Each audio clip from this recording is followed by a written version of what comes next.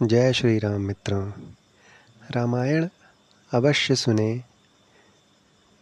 बाल्यकाल से लेकर सारे जीवन वृत्तांत को बताने के बाद मैं बहुत उत्साहित महसूस कर रहा हूँ। अगर आपको ये सारे अध्याय अच्छे लगे हों तो इस चैनल को लाइक, सब्सक्राइब और शेयर ज़रूर करें। राम जी के 14 वर्षों के वनवास के बाद अयोध्या में उनके पुनः आगमन से सारे अयोध्यावासी अत्यधिक प्रसन्न थे। हर ओर प्रसन्नता, हर्ष और उल्लास का माहौल था। उनके आगमन पर हर घर में दीपक जलाए गए थे। चारों तरफ रोशनी ही रोशनी थी। अंधेरे का जैसे नामो निशान ही नहीं था। कई दिनों तक ऐसा ही उत्साह प्रजा में दिखाई देता रहा। अब राम जी का राज्याभिषेक हो चुका था। राम राज्य प्रारंभ हो चुका था। सभी लोग राम राज्य में अति प्रसन्न थे। हर कोई खुश था।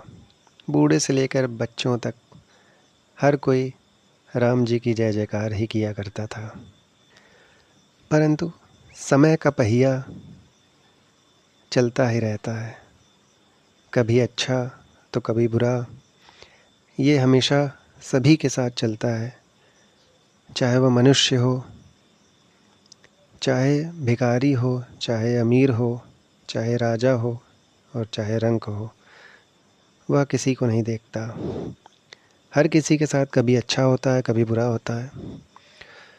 प्रजा में इस बात को लेकर यह मतभेद था कि 2 वर्ष माता सीता रावण के पास थीं। यह मतभेद पूरे समाज में नहीं था, समाज के एक वर्ग में ही था। लोगों को विश्वास नहीं हुआ कि माता सीता पहले की तरह ही पवित्र और सती हैं।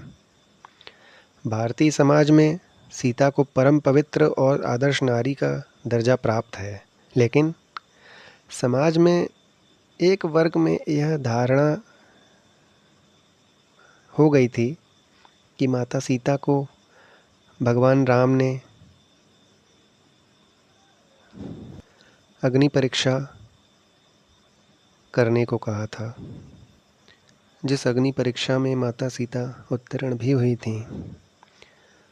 परंतु फिर भी समाज के एक वर्ग में माता सीता को लेकर यही संदेह था।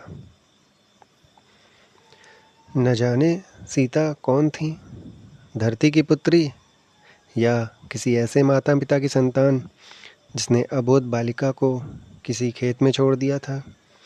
मिथिला प्रदेश के राजा जनक के राज्य में एक बार अकाल पड़ने लगा था। वह स्वयं हल जोतने लगे, तभी हल के एक छोर में एक बक्सा अड़ गया। जब उस बक्से को खोला गया तो उसमें एक नन्ही बालिका थी जो मृत्यु से लड़ रही थी।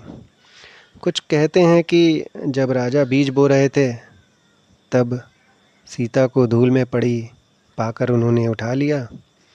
तभी उन्होंने आकाशवाणी सुनी, यह तुम्हारी धर्म कन्या है।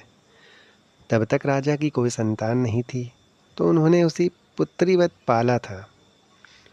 राजा जनक की प्रसिद्धि संपूर्ण देश में एक ज्ञानी राजा की तरह थी। सीता की पालन पोषण राजकुमारी की तरह ही हुआ था। समाज के मतभेद की यह बात धीरे धीरे श्री राम तक पहुंची।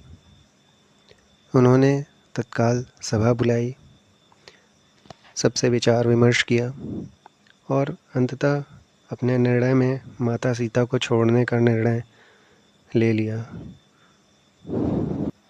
यद्यपि माता सीता ने अग्नि परीक्षा से गुजरने के बाद पवित्रता सिद्ध कर दी थी, परंतु फिर भी समाज के संदेह को दूर करने के लिए श्री राम ने माता सीता को छोड़ने का पुनः विचार कर लिया था। सीता उस समय गर्भवती थीं। यह बात श्री राम को पता नहीं थी। जन समुदाय के बीच तरह तरह की बातों के कारण राम ने सीता को छोड़ने का मन बना ही लिया। श्री राम ने अपने वंश को कलंक से बचाने के लिए लक्ष्मण से कहा कि वे सीता को तपोवन में छोड़ आएं। लक्ष्मण ने तपोवन में पहुंचकर अत्यंत उद्विग्न मन से सीता से कहा, माते, मैं आपको यहाँ से वापस नहीं ले जा सकता क्योंकि यही आज्ञा है। ऐसा कहकर लक्ष्मण ने सब कुछ कह सुनाया और लौट आए। तपोवन में सीता को वाल्मीकि ने अपने आश्रम में स्थान दिया। उसी आश्रम में सीता ने लव और कुश नामक पुत्रों को जन्म दिया। बालकों का लालन पालन भी आश्रम में ही हुआ, लेकिन सीता जी का मन सर्वदा उदास ही रहता था। लव और कुश का लालन पालन, शिक्षा और दीक्षा आश्रम में ही हुई थी। उनकी पढ़ाई लिखाई से लेकर विभिन्न कलाओं में निपुण होने के पीछे महर्षि वाल्मीकि का ही हाथ था। उन्होंने ही दोनों राजकुमारों को हर तरह की शिक्षा और विद्या में पारंगत किया। महर्षि वाल्मीकि ने रामायण लिखी और लव और कुश को धीरे धीरे यह कंठस्थ करवा दी। दोनों भाइयों ने रामायण इतनी अच्छी तरह से कंठस्थ कर ली थी कि हर दम वे अपने मन में यही गाया करते थे। वे अपनी माता को वन देवी समझते थे, अर्थात माता सीता को। रामायण की कहानी को कंठस्थ करते समय लव और कुश को यह नहीं ज्ञात था कि ये कहानी उनके माता पिता की ही गाथा है। कंठस्थ करते वक्त उनके मन में कई प्रश्न थे। पहला, कि राम ने आखिर प्रजा के कहने पर माता सीता को क्यों छोड़ दिया। और भी कई सारे प्रश्न उनके मन में उमड़ा ही करते थे। एक बार श्री राम ने अश्वमेध यज्ञ किया और यज्ञ का श्वेत अश्व अर्थात घोड़ा छोड़ दिया।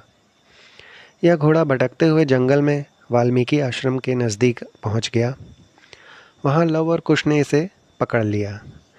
घोड़ा पकड़ने का अर्थ है अयोध्या के राजा को चुनौती देना। तब दोनों ने भरत, लक्ष्मण, शत्रुघ्न, सुग्रीव आदि सभी से युद्ध किया, सभी को पराजित कर दिया। बालकों से पराजित होने के बाद सब लज्जित थे। ये आखिर ये यशस्वी और ज्ञानी बालक हैं कौन। सबके मन में यही जानने की उत्सुकता थी। उन्होंने हनुमान जी तक को बंदी बना लिया, उनको बंधक बनाकर आश्रम में रख दिया।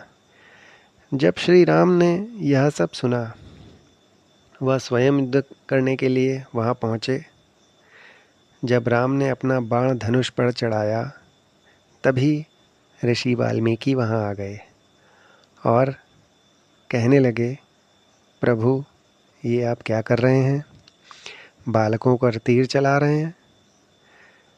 तब वाल्मीकि राम और लव कुश को समझाकर युद्ध को रोकते हैं और लव और कुश से कहते हैं, ये तुम्हारे पिता के समान हैं, इनसे क्षमा मांगो। दूसरी ओर वे बंधक बने हनुमान जी से कहते हैं, आप ये अश्वमेध का घोड़ा ले जाइए। उधर ये बात वन देवी अर्थात सीता माता को पता चली। तभी लव और कुश आ जाते हैं और कहते हैं, माता, आपने सही सुना। हमने शत्रुघ्न, भरत, लक्ष्मण सहित उनकी सेना को परास्त कर दिया। यह सुनकर माता सीता अवाक रह जाती हैं और दुखी भी हो जाती हैं। फिर लव और कुश कहते हैं कि हमने तो हनुमान जी को भी बंधक बना लिया था। यह सुनकर माता सीता कहती हैं, ये तुमने क्या किया? वो तो मेरे पुत्र के समान हैं। तुमसे पहले तो वो ही मेरे पुत्र हैं। यह कहते हुए माता सीता रोने लगती हैं, जिसे देखकर लव और कुश भी अचरज में माता सीता को देखते हैं। फिर वो कहते हैं, हमसे लड़ने को तो वो स्वयं अयोध्या के राजा राम भी आए थे। माता सीता पूछती हैं, क्या राम आए थे? और क्या तुमने उन पर बाण उठाया? लव और कुश कहते हैं कि नहीं माता, हमारे बाण तो पहले से ही उठे हुए थे। यह सुनकर माता सीता और अधिक दुखी होकर रोने लगती हैं और कहती हैं, हे पुत्र, आज तुमने घोर पाप कर दिया। इसका तो प्रायश्चित भी नहीं हो सकता। माता को रोता हुआ देखकर लव और कुश की आंखों में भी आंसू आ जाते हैं। तब माता सीता रोती बिलखती हुई बोलती हैं कि यह तो घोर पाप है प्रभु। कोई पुत्र अपने पिता पर कैसे बाण उठा सकता है? अब मैं कैसे इसका प्रायश्चित करूंगी? यह सुनते ही लव और कुश को आघात लगता है। उनकी आंखों से झरझर आंसुओं की नदियां बहने लगती हैं और वे माता सीता से पूछते हैं, तो क्या अयोध्या के राजा हमारे पिता हैं? माता सीता रोती रहती हैं। लव कुश फिर भी पूछते ही रहते हैं, तो क्या आप वो अभागी सीता हैं जिन्हें श्री राम ने छोड़ दिया था? माता सीता रोते हुए कहती हैं कि जिसका पति भगवान हो वह कैसे अभागी हो सकती है। तभी वहाँ वाल्मीकि ऋषि आ पहुँचते हैं और वे रोते हुए लव और कुश को कहते हैं कि हाँ, ये तुम्हारी माँ सीता है और प्रभु श्री राम तुम्हारे पिता हैं। लव और कुश फिर रोते हुए पूछते हैं, तो गुरुजी, आपने यह बात हमसे क्यों छिपा कर रखी? वाल्मीकि कहते हैं कि हर बात को बताने का उचित समय होता है। फिर वाल्मीकि समझाते हैं कि इसमें तुम्हारे पिता का कोई दोष नहीं है। यह तो अयोध्या की प्रजा का ही दोष है और अब वक्त आ गया है कि तुम राम और सीता की कथा को उन्हें सुनाओ। वाल्मीकि ऋषि की आज्ञा से लव और कुश संपूर्ण अयोध्या में जाते हैं और वहाँ घूम घूम कर राम और सीता की कथा के साथ ही माता सीता की व्यथा को भी गाकर सुनाते हैं। यह सुनकर अयोध्या वासियों का रो रो कर बुरा हाल हो जाता है। जब श्री राम को यह बात पता चली कि कोई उनकी कहानी